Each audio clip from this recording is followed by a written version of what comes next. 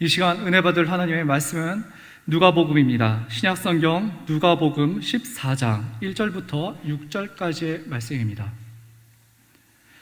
신약성경 누가복음 14장 1절부터 6절까지의 말씀입니다. 14장 1절부터 6절까지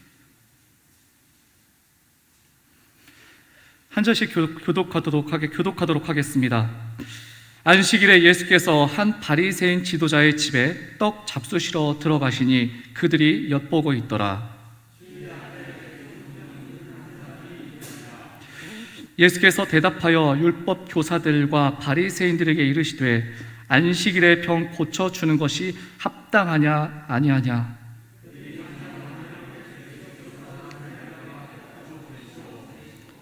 또 그들에게 이르시되 너희 중에 누가 그 아들이나 소가 우물에 빠졌으면 안식일이라도 곧 끌어내지 않겠느냐 하시니. 아멘. 이 시간에는 옳은가 옳지 않은가라는 제목으로 말씀 증거하도록 하겠습니다. 오늘 본문의 말씀은 예수님께서 한 바리새인의 초대를 받아 가신 그 집에서 일어난 사건입니다. 처음부터 무언가 어긋나 있는 듯한 느낌을 지울 수 없는 것이 우리가 잘 알고 있듯이 예수님과 이 바리새인들은 사이가 그렇게 좋지 않았습니다. 예수님께서는 바리새인들을 향하여 외식하는 사람들이라고 이렇게 자주 비판하셨고, 그 누가복음 11장에는 그 비판의 결론을 이렇게 내리고 있습니다. 11장 53절부터 보면요, 거기서 나오실 때에 서기관과 바리새인들이 거세게 달려들어 여러 가지 일을 따져 묻고 그 입에서 나오는 말을 책 잡고자 하여 노리고 있더라라고요.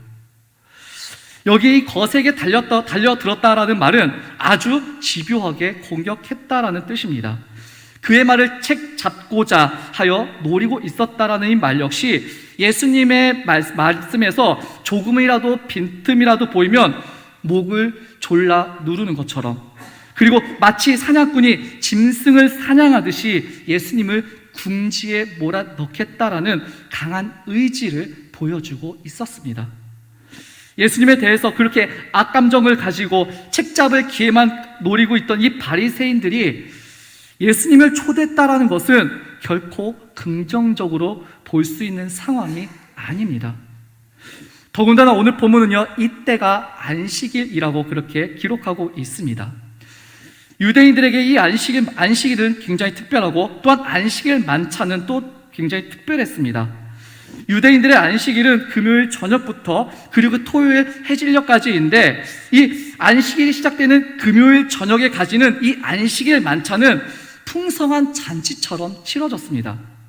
일주일 중에 가장 중요한 시간이고 가장 중요한 행사로 여기기 때문입니다.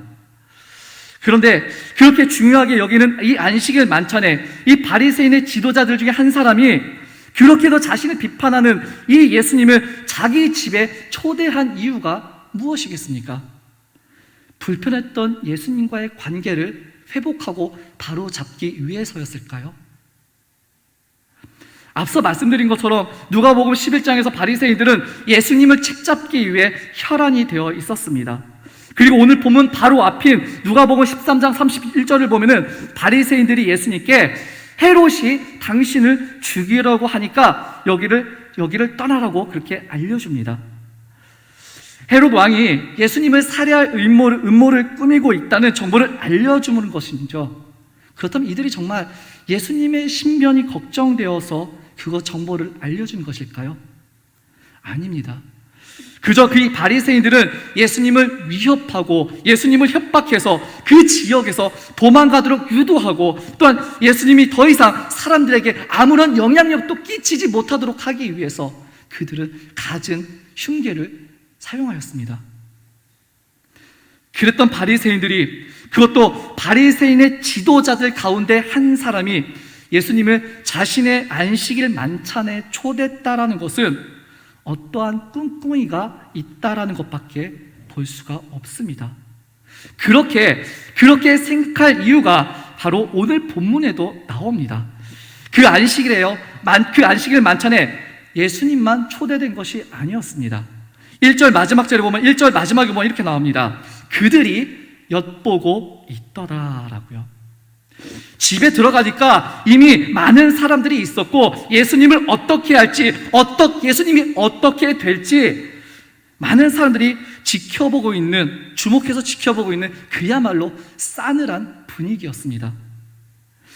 원문이 이 1절에서 이 원문이 이 문장에서 강조하고 있는 부분은요, 이 사람들이 예수님을 지켜보고 있는 그 상황이 아니라 그들이라는 이 인칭대명사를 강조하고 있습니다. 여기에서 이 그들이 누구입니까? 3절에서 언급된 것처럼 율법 교사들과 그리고 바리새인들입니다. 그리고 그들은 예수님을 책잡기 위한 그들의 악의적인 상태를 성경은 집중하고 있는 것이죠. 함께 만찬을 즐기기 위해서 거기에 있는 것이 아니라 예수님을 엿보기 위해서 멀리서도 아닌 가까이서 그 예수를 지켜보고 있었던 것입니다. 그것도 예수님을 초대한 바리새인의 지도자와 모두 다 동조해서요. 그렇게 가뜩이나 불편하고 어색한 상황과 분위기인데 그 상황을 더 악화시키는 존재가 있었습니다. 그 존재가 무엇인지 2절은 이렇게 밝히고 있는데요. 2절 말씀 함께 읽도록 하겠습니다. 2절입니다. 시작. 주의 앞에 든 한 사람이 있는지라. 아멘. 그 안식일 만찬 자리에 누가 있었다라고 말을 합니까? 수종병 든 병자가 있었다라고 말을 합니다. 이것은 결코 정상적인 상황이 아니었기 때문에 성경 저자도 그것을 표현합니다. 우리말 성경에 나타나지 않지만은 성경 원문에는 보면요, 2절 맨 앞에 그리고 보라라고 하면서 그것을 수종병 환자를 집중하게끔 그렇게 하고 있다라는 것입니다.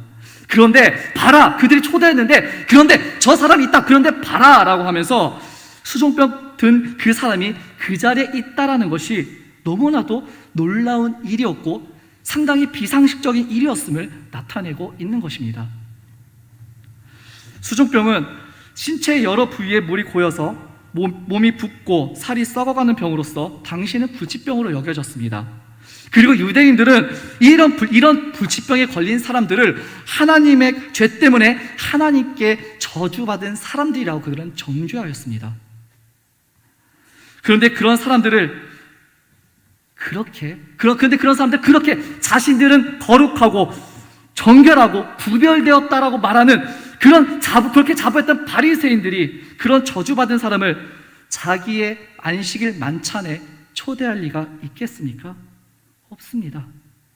그렇다고 해서 그 병자가 지나가다가 안식일 만찬이 열린다니까 제 발로 거기에 들어갔을까요?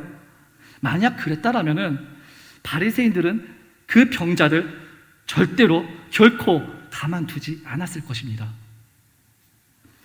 그렇습니다. 정말이지 하나서부터 열까지 처음부터 끝까지 정상적인 것이 하나도 없는 그곳에 누가 계셨습니까? 예수님이 계셨던 것입니다. 우리였으면 정말 이 숨이 턱하고 막혀서 당장이라도 도망가고 싶은 중압감에, 그리고 나를 책잡으려는 그 사람들의 시선과 그 나의 심장을 후벼파는 그러한 상황 속에서 누가 계셨습니까? 예수님이 그곳에 계셨습니다. 예수님이라고 모르셨을까요? 오늘 이 말씀을 성경, 이 텍스트로 접하는 우리보다 예수님은 당사자로서 더 잘 알고 확실히 느끼고 계셨습니다. 분명히 이제까지 그랬던 것처럼 바리새인들이 예수님의 행동이나 말에서 책잡기 위해서 꾸며낸 상황이라고 볼 수 없음을 예수님께서는 아셨지만 예수님께서는요, 그런 것에 전혀 요동하지 않으셨습니다. 어쩌면 예수님은 이 바리새인의 안식일 만찬에 초대받으셨을 때부터 그런 상황을 짐작하고 계셨을지도 모릅니다. 이 사람들이 지금 나를 노리고 있구나라고요. 그런데 예수님은 그런 것에 전혀 아랑곳하지 않으시고 오히려 당당하게 거기 모인 사람들에게 이렇게 질문을 합니다. 3절, 우리 3절 말씀 함께 읽도록 하겠습니다. 3절입니다. 시작.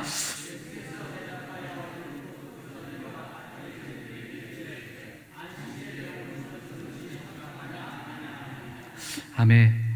뭐라고 질문하십니까? 안식일에 병 고쳐주는 것이 합당하냐? 아니하냐고요. 예수님께서는 총 두 차례 질문을 하시는데요. 오늘 이 3절에 나오는 첫 번째 질문은요, 법에 관한 것이었습니다. 즉, 안식일에 병을 고치는 것이 법적으로 합당한지 그렇지 않은지를 물으셨던 것이죠.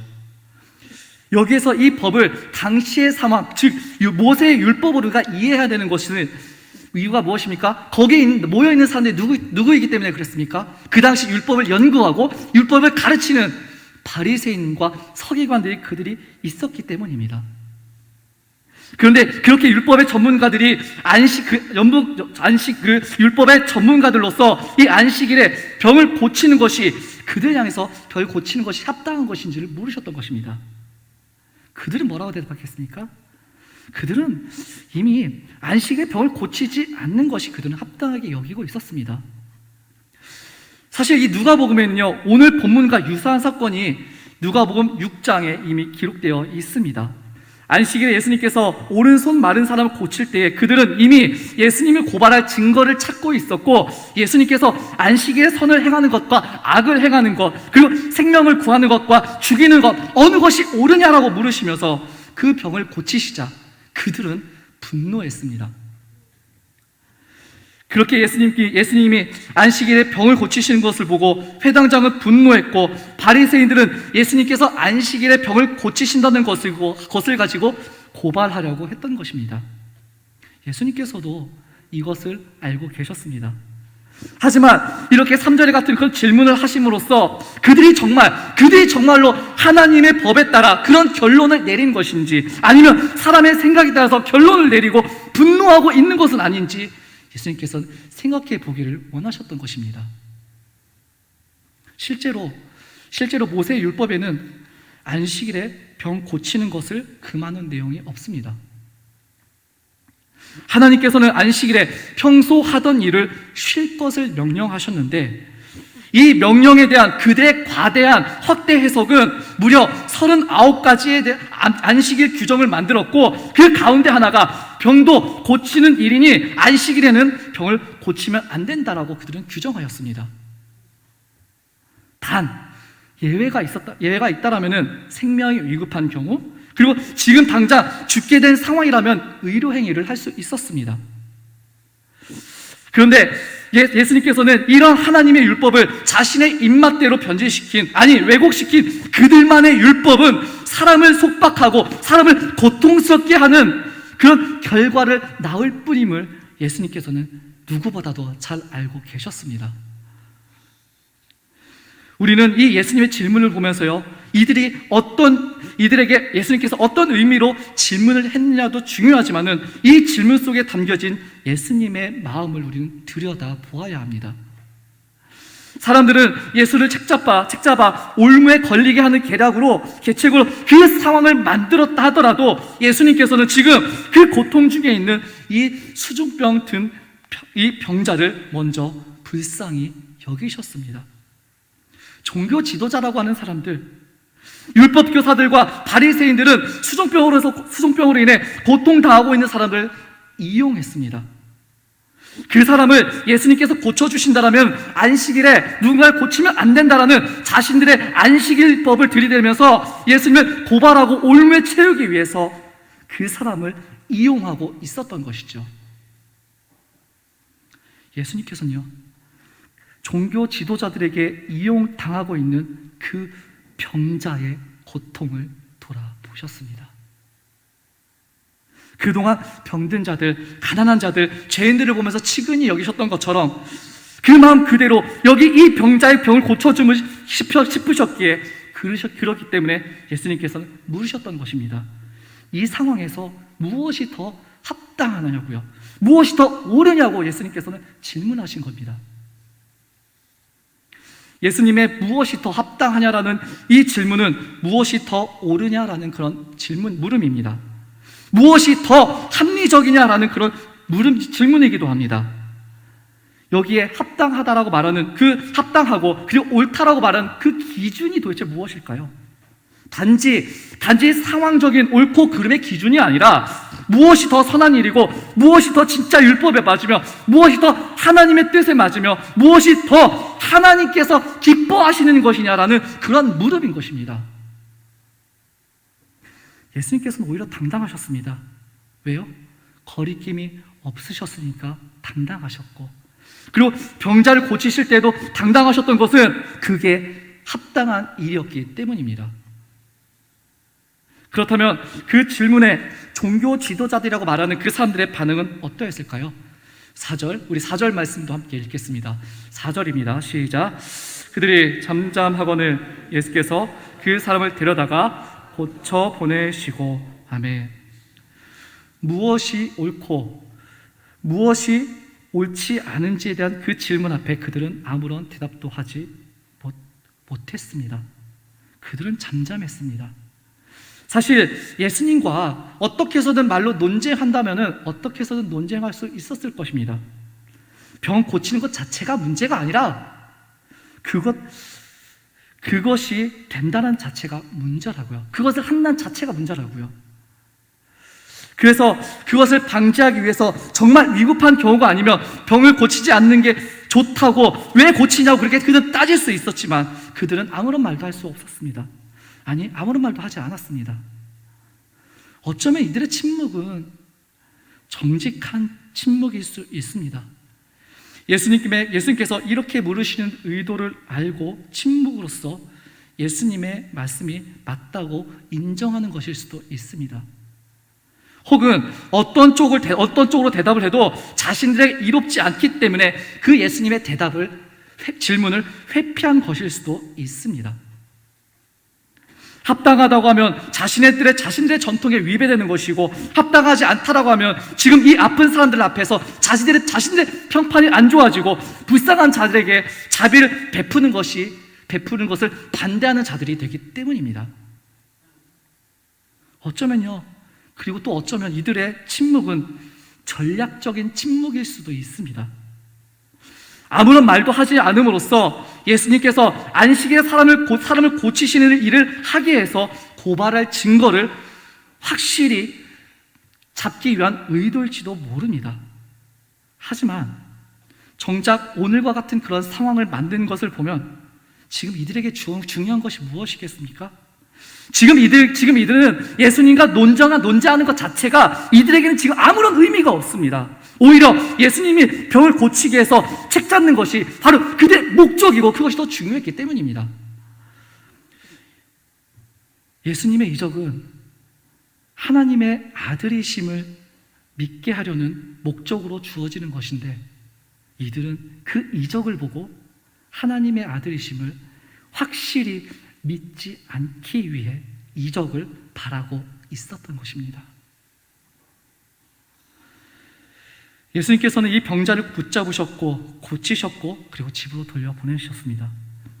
바리새인들은 이 병자를 통해 예수님을 넘어뜨릴 그런 생각을 하고 있었지만 예수님은 이 병자를 불쌍히 여기시고 고쳐주셨습니다. 그리고 계속 그곳에 있으면서 바리새인들에게 공격당하지 않도록 집으로 돌려보냈던 것이죠. 이렇게 상황이 마무리되어가는 지금 이 상황도 사실 이 바리새인에게는요 굉장히 애매한 상황이었습니다. 예수님께서 이 수종병 등 이 병자를 고치시기 위해서 예수님께서 특별히 큰 일을 한 것도 아니기 때문입니다. 예수님은 단지 그 병자의 손을 잡고 끌어주셨을 뿐이고, 그리고 그 사람을 집으로 보내는 것도 딱히 어떤 일을 했다라는 그런 범주에 들어갈 수 없기 때문에 바리새인들의 침묵은 당연한 결과였습니다. 그러한 그들에게 예수님께서는 두 번째 질문을 하시죠. 5절 말씀 함께 읽겠습니다. 5절입니다. 시작. 또 그들에게 이르시되 아들이나 소가 우물에 빠졌으면 안식일에라도 곧 끌어내지 않겠느냐 하시니. 아멘. 아까 3절에 처음에 그 질문이 법에 대한 것이었다라면은 이 두 번째 질문은 그들의 동기에 대한 질문입니다. 동기대한 질문으로서 좀 더 본질적인 질문이죠. 너희가 안식일에 병자를 고쳐서는 안 된다라고 말하는 것이, 그것이 정말 하나님의 명령에 순종하기 위해서인지 아니면 다른 이유가 있어서인지를 물어보신 겁니다. 예수님의 이 질문은 실제로 그들이 어떻게 하시는지를 알고 던지신 질문이죠.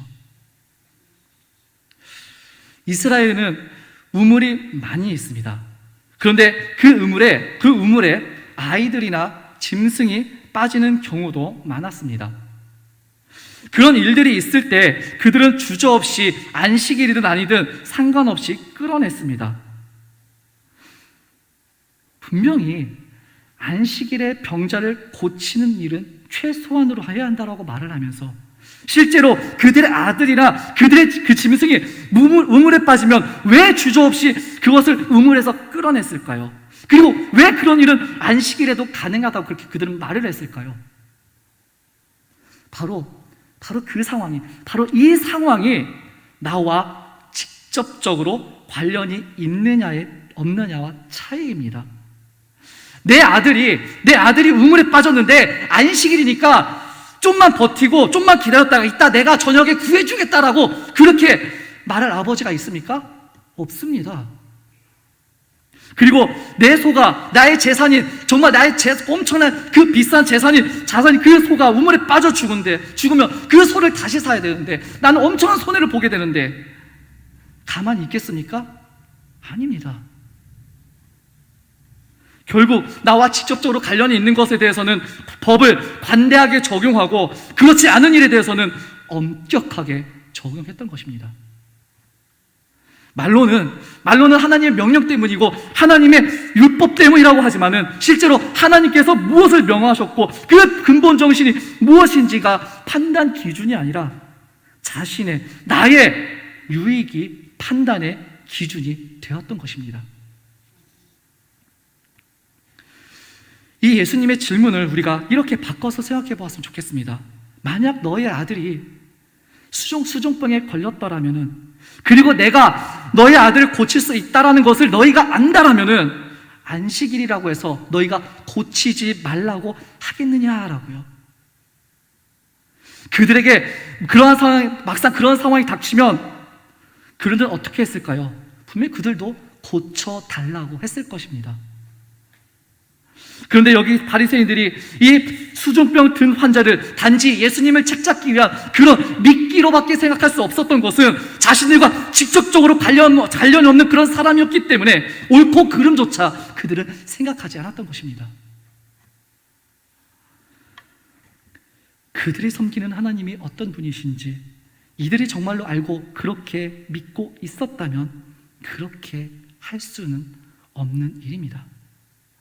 그들이 정말 예수님을 가까이 지켜보고 있었을 때, 그들이 예수님을 어떻게 책잡고 생각하셨을 때, 사실 그들보다 더 가까이 계시던 분이 누구십니까? 바로 하나님이십니다. 하나님께서는 그들을 아주 가까이에서 그 마음속까지도 지켜보고 있다는 것을 그들이 정말 알고 있었다면 그들은 그러지 않았을 것입니다. 이들은 하나님께서 보시는 것보다 사람에게 보여지는 것을 더 중요시하게 여겼고, 그리고 또한 나의 옳음과 판단이 하나님의 공의보다 훨씬 더 크다라고 생각하였습니다. 하나님께서 주신 율법의 근본 정신은 엄격함이나 율법주의가 아닙니다. 율법을 주신 하나님이 공의롭고 자비로우신 분인 것처럼 율법의 근본 정신은 공의와 자비입니다. 안식일에는 일을 하면 안 되니까 아픈 사람은 그냥 아프게 계속 두어야 한다는 그것이 결코 하나님의 뜻일 수가 없습니다. 하지만 이미 삐뚤어지고 기울어진 기준과 기울어진 중심을 가진 그들의 마음은 이미 냉랭해졌고, 또 다른 사람의 고통에 공감하지 않았던 그들은 오로지 자신의 안위와 유익만을 추구할 뿐이었습니다. 그들이 이에 대하여 대답하지 못하니라. 예수님의 두 번째 질문에도 그들은 아무런 대답도 하지 못했습니다. 4절에서는 그들이 자발적으로 잠잠했었던 것이라면은 여기서는 그들이 무슨 말을 하고 싶어도 할 수가 없었습니다.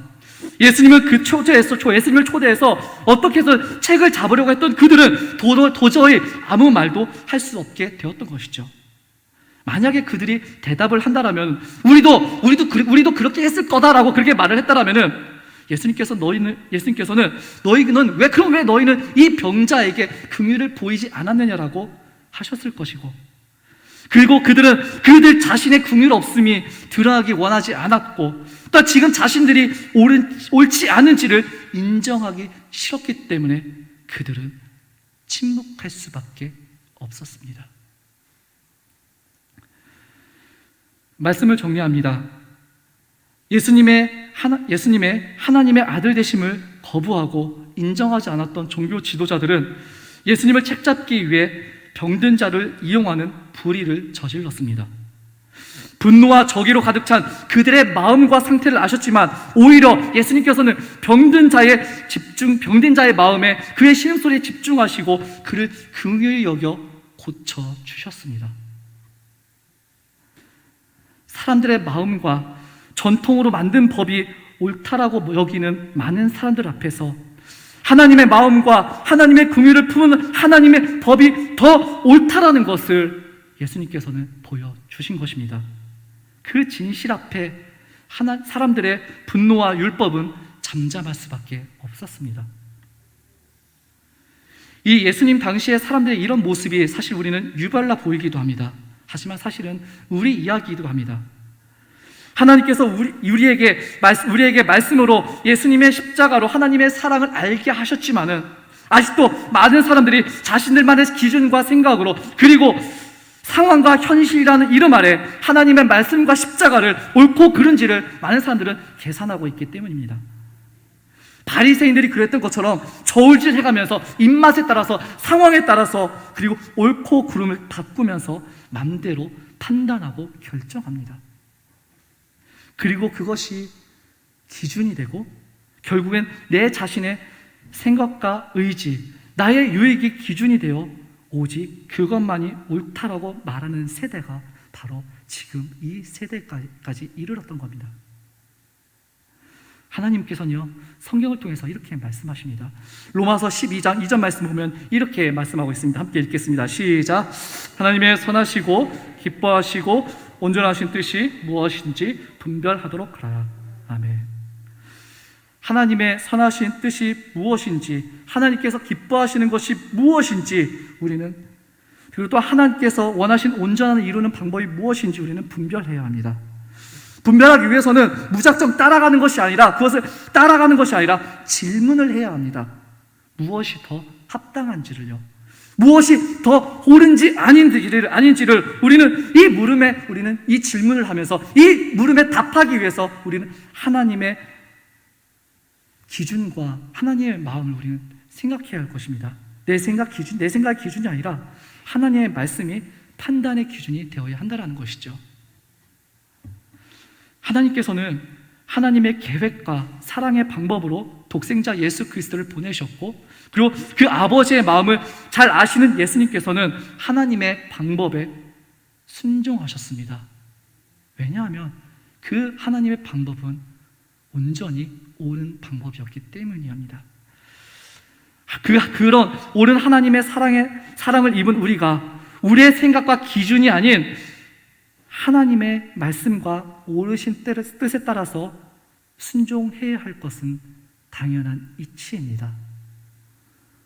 부디 오늘 우리의 삶이, 나의 오늘 하루가 하나님 앞에서 옳은지 옳지 아니한지 하나님께 질문해가며 또 말씀 속에서 답을 찾아가며 오늘도 주님 앞에 기도하며 엎드리시는 중앙교회 성도님들 되시기를 주님의 이름으로 축원합니다.